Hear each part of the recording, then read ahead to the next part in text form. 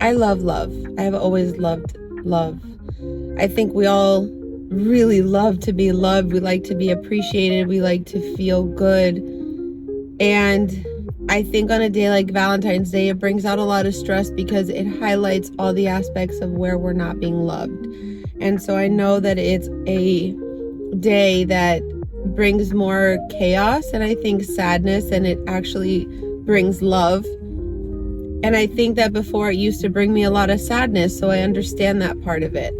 But now that I have grown so much into my independence, into loving myself and truly finding love, I've come to understand love in a whole nother form. I've come to understand love so deeply that it really does start with you. And I never loved myself. I never appreciated myself. I never valued who I was. And so every relationship that I was in, I was always giving way more than I should have ever given because I was trying to receive something in return that just simply wasn't there. Because a person who doesn't love themselves, value themselves, and cherish themselves cannot love the person next to them the way that they should be loved because they don't love themselves. And so you can't pour from an empty cup. You have to pour from a cup that's so full of love and light and compassion and vulnerability and energy and just so full of everything that way then you can pour that love into your spouse and your kids and your family and everybody that lives around you.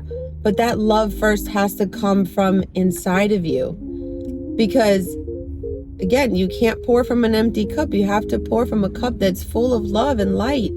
And that's where I went wrong, and I think where most of us go wrong. We keep looking for love in the wrong places. We have to look for love first within us, inside of our hearts, inside of our souls. Love ourselves first. Find all the things that we, maybe don't like so much about ourselves and try to find love in that.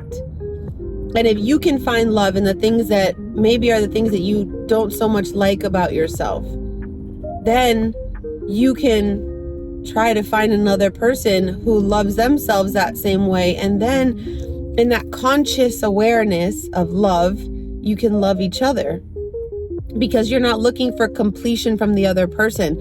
You're looking for the other person to accept you how you are, to love you for all of your weaknesses and your strengths, all the good things and the bad things, because that's who we are. We are perfectly imperfect. And in understanding that, you give the other person freedom to make mistakes and to understand that they're never